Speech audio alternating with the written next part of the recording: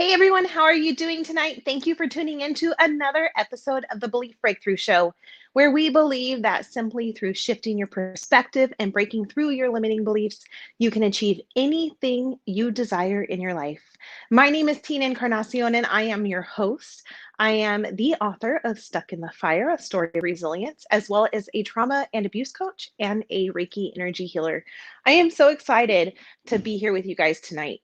I had a guest that was scheduled to come on and she didn't make it. And I realized it's because I was supposed to be here with you tonight alone. I want to talk to you guys about a topic that I speak with often in regards to, with my clients, in regards to choices. So we're going to discuss choices tonight. And I want to backtrack a little bit. Everything you do in your life is a choice. Even if you choose not to make a decision, that is a choice of staying stagnant, staying stuck where you are. Regardless of what you do, you are making a choice. And with that being said, there is power in everything. You can choose to keep your power in yourself, or you can choose to give your power away. So the reason I'm bringing up power and choices is because I was stuck in the victim mentality for many, many, many years. I was convinced that my life sucked and that I was a terrible person, and that I was that way because I had a shitty childhood, and I had parents that didn't love me, and I had parents that made me feel like I was worthless. And that was my choice. That was my belief. That's what I put on my shoulders, and I walked every day through this world putting out there. What's interesting is since I've gone through my healing journey and since I've learned my life lessons, I have learned that my parents had no ability whatsoever to make me feel worthless. They did not have the power to make me feel unlovable. They did not have the ability to make me feel like I was a terrible individual. That was all me. And I made up excuses to convince myself that it was all their fault. What I've since learned is there is this thing called generational pain and trauma. And I touched on it a little bit this weekend. You are literally handed down buckets of pain and trauma from your ancestors through your DNA, through your genes. And you can experience things in this world that trigger those genes, that light them up, and that activate them. And when you activate those genes that are hidden within your DNA, you download all of that information from your ancestors, whether it be your parents, your grandparents, your great grandparents, even higher up the lineage than that. And now you take on that pain and trauma as though it was your own, and you add to it. You go along the way and you pick up little nuggets and you're like, "Oh, that that's really going to give me power to believe that I'm worthless. Oh, that person over there, they made me feel like crap. So you know what? I'm going to take that and I'm going to add that to my bucket, and I'm going to grow this bucket full of crap, and I'm going to keep carrying it on my back, and I'm going to choose to remain miserable in my life." And that is a choice. You can choose to make excuses for your actions and your feelings and your emotions, or you can choose to forgive the pain and the trauma and move forward in your life with positivity. That is a choice. You and only you have the power to control your moods and emotions. You and only you have the power to right the wrongs or to feed the lies. That is your choice. If you choose to continue to believe the lies that have been fed to you, that is a choice that you will live with. If you choose to take your power back from those lies or misbeliefs and walk in your own essence, in your own glory, in your own truth, then you will have the ability to change your life. So, why am I talking about all of this? Because I am seeing so many people, especially today in the society that we're living, that is carrying this bucket of guilt, this bucket of hurt, this bucket of pain on their back, and they're picking up this story and they're downloading it and saying, "This is my problem. This has been done to me. This is causing me to be stagnant in my life. This is causing me to hate myself. This is causing me to hate the people that surround me. This is causing me to have an excuse to act the way that I act and get away with it so that I don't have to take responsibilities for my actions, so that I do not have to take responsibilities for the consequences that came with what I just did.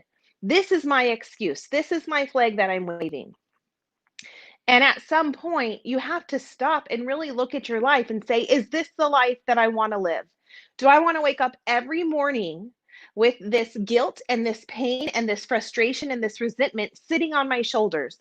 Do I want to put my arms through this backpack every day and carry it on my back and allow it to continue to drain me and fill me with negativity? Or do I want to make the choice to take this off of me, to say, even if I was wronged in this life, I choose to forgive that wrong and move forward and change my life and change my direction and change my dynamic in this world? That is the choice that I am choosing to make. So I have decided to take that backpack off. I have decided that although my childhood was not ideal, although the treatment I received during my childhood was not ideal, my parents did the absolute best that they could. My parents were handed a bucket of crap when they were a child, and they didn't understand it, and they didn't know how to digest it, and they didn't know how to deal with it. And so it got handed down to me and my siblings. And I am choosing to break that chain and no longer repeat the cycle and hand that bucket of crap or that backpack of crap to my children or my grandchildren. I am choosing that the buck stops here, and I am saying no more.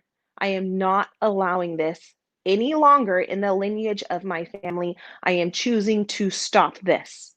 And I am going to teach my children the power of love and the power of forgiveness and the power of choice. It is a choice. Every single time my kids have something that go wrong with them and they sit there and they stew in their self-pity and they throw themselves the most magnificent pity party, I have to ask them, are you going to choose to sit in this feeling of frustration and anger and hurt? Or are you going to choose to forgive it and move forward? I am teaching my children how to make that choice. And this is something that has to be taught. So, do you want to learn this lesson, or do you want to continue on with that bucket of crap that has been handed down to you for generations and pick up that flag and say, this is my crap? Or do you want to say, this is crap and I don't want to carry it any longer, and I don't want to hand it down to my family or friends, and I want to move forward in my life?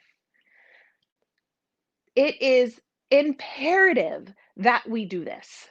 So, yes, Romero, we must break the chains of bondage and move forward. We cannot allow this negativity to move forward with us in this life. We cannot allow our decisions to continue to grow and fester and feed the negativity.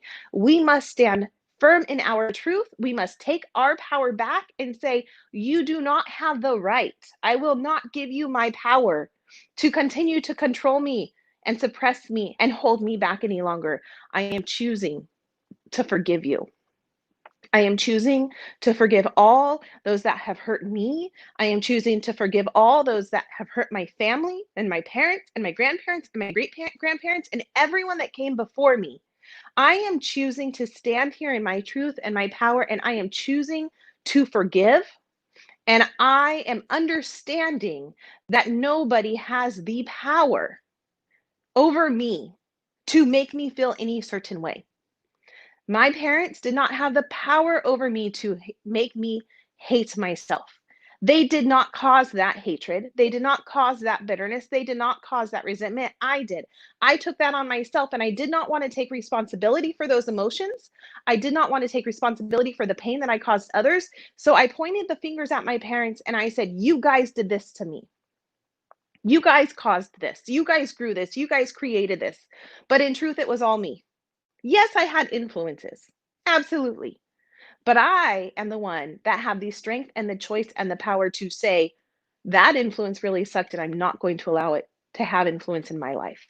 I am choosing to get rid of this and not carry this on any longer. This does not serve me and this does not have a place in my life. So I understand that I have just given you guys a lot of food for thought, um, but that's something that was really important. I had a client that I was working with recently, and they were very upset. They were upset because they felt as though all that they had poured into their children had damaged them in some way, and that it was their fault that their children were feeling anger and resentment and frustration. And they felt as though they were responsible for all of the choices that their children were making to carry on that torch of anger and resentment and frustration and hatred. And I am letting you know that you do not have the power to do that. You do not have the power to make somebody else's life miserable. You are not that powerful, no matter how amazing you think you are, no matter how influential you think you are, no matter how strong you think you are. You do not have the power to change somebody else's decision. They have to change the decision themselves. They have to make the decisions themselves. You do not have the power to control their mind and make any changes in their life. That comes from them and them alone. So once you realize that everything is a choice, and once you realize that it is your power and strength that is affecting your life, then you have the power and the ability to shift your perspective. So rather than sitting in the mind of a victim, I chose to sit in the mind of a survivor. If you do not know what I've been through, let me explain my life. Maybe you're like, who in the hell does this woman think she is? What has she gone through? So I was number 4 out of 5 children in my home. My parents, amazing individuals, amazing individuals. But they had struggles of their own, and they had fears of their own, and they had doubts of their own, and they had traumas of their own, and they didn't know how to keep that from us kids. And so they handed that to us. And so I grew up feeling as though it was my job and my responsibility to carry my parents' burdens at a very young age. And because I felt like I had to carry on my parents' burdens, I started feeling hatred towards myself. I started feeling as though I was not enough. I started feeling as though I was not needed. And I took that on. And because I took on their burdens, I chose to take those burdens on. I started having resentment towards my family. I started having pain against my family. I started passing judgment and shame onto my family. And I, at the age of 10, was ready to kill myself so that I could eliminate the burden that I had convinced myself I was putting on my family. That was my choice to take on that belief and that burden. It was not theirs. They didn't even realize that they were making me feel this way. My entire life, I wanted to speak up and protect myself and have my voice heard, and it was never heard. I was number 4 of 5 children. I was never heard. In fact, I struggled with ADHD and compulsion disorders. And so not only was I not heard, but I was labeled as the bad child. I was the child nobody wanted to invite to parties. Nobody wanted to have to babysit. Nobody wanted to have to take on. My family was invited places as long as they left me behind. That was the type of child that I was. And so at the age of 18, I was diagnosed with an incurable illness, and the doctors told me that I most likely would develop cancer and die within 2 years. There was not much they could do for me, and they could do a surgery, but that was about it because there was no cure. And so from 18 to 24, I underwent over 30 surgeries on my esophagus to stay alive. Um, and it was excruciatingly painful. It was exhausting, and it solidified my worthlessness. It solidified the belief in my mind that I was not enough for this world. And so my body was going to take me out whether I wanted it or not. And it fueled my hate and anger and frustration. At the age of 24, because I did not love myself and I did not understand what love looked like, I got involved with a man and I ended up getting pregnant by him. He wanted me to get an abortion. But you guys, this child that was growing inside of me was a miracle because I was not even supposed to be alive. So I was not going to get an abortion. There was no way I was going to get rid of this miracle that was growing inside of me. And so this man decided to attempt to beat her out of me on a nightly basis. On a nightly basis, I took beatings into my abdomen, onto my face, all over my body. I was covered in bruises. I was bloody. And I took it. And I felt like I deserved it because I felt like I was worthless and like I was not enough. And who wanted me anyways? So he might as well take me out. But then I realized that if he took me out, he would also take my miracle away. And I couldn't allow that to happen. So one night when the beating started, I fought back and I escaped that man so that I could give my daughter a chance to live. And I ended up having to go into hiding because he kept finding me. So I ended up moving in with a family member so that I could be safe and protected.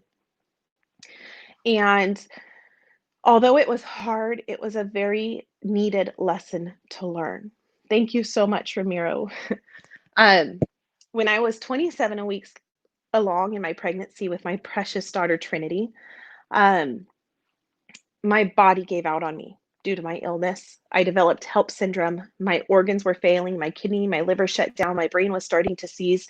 And the only way to stay alive was to give birth to my daughter. Now, at 27 weeks along in gestation, she still had quite a bit more cooking to do. And I didn't have a choice. We would both die if I didn't deliver her early. So we began the fight of our lives to allow her a chance to come into this world. And after, I believe it was 26 hours, I delivered Trinity into this world.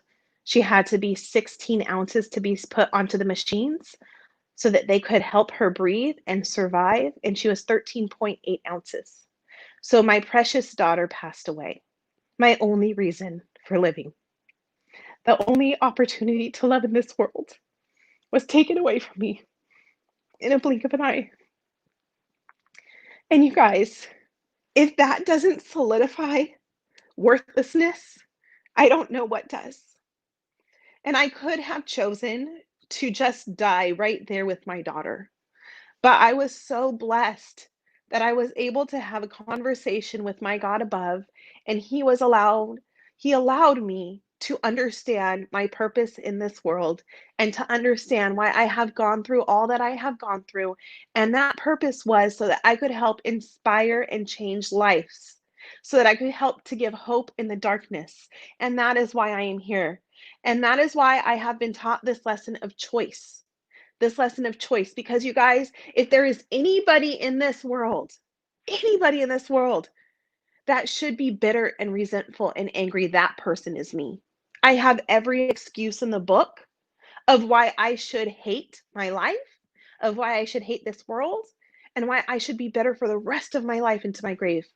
But I am choosing to not sit in that victim mentality. I am choosing to grab my strength and my power back, to no longer say, I am not worthy. And that was because of my parents. That is not true. That is a lie. That is an excuse. I could choose to say, I deserve to be beaten by Trinity's father, but that is a lie. He had his own issues and it had nothing to do with me. He had them long before our paths crossed. But I am choosing to learn the lesson of my true strength and power through the beatings I received from him, because I was strong enough to stand up and walk away and protect my daughter. I could be bitter towards God for taking Trinity from me, but instead I choose to be grateful for God for giving me that experience of having love in my life, even if it was just for a fleeting moment. I am grateful for God for giving me my daughter to pivot my life and show me my purpose and put me on the path I am on today. I am grateful for God for coming down from the heavens and talking to me directly and letting me know that there is a purpose for me in this world and I have a place and I am worthy and I am loved and I am enough. I am here to teach you that anything is possible, that no matter what you have been through, there is a lesson through all of the darkness, there is a glimmer of light and hope. And if you need a helping hand, I am here to help you. That is the purpose of this show. The purpose of this show is to come on twice a week, to empower you, to inspire you, to teach you, and to help you to grow your mind and your beliefs. You guys, I am so grateful that you gave me 20 minutes of your time today. I am so grateful that you took time to listen to me, that you have been able to talk with me and inspire me through this show, that you have given me a purpose and a reason to show up every day. You guys, this show airs every Monday and Wednesday at 6 p.m. If you guys want to learn more about my story and my healing journey and how I work with others to help them heal themselves, you can join my free Facebook group, Women Empowered to Heal. Again, that is Women Empowered to Heal, where we drop nuggets of hope and truth on a regular basis, where we support others going through their healing journey with no judgment, with no criticism, with no negativity, but only hope and love to help you along your journey. If you have not yet subscribed to the channel, please subscribe so that you are able to come on and listen to us on a regular basis and get inspired, get a little bit of inspiration, and get a dose of truth in your life. You guys, I am so grateful once again for you tuning in, and I will talk to you guys all on Wednesday.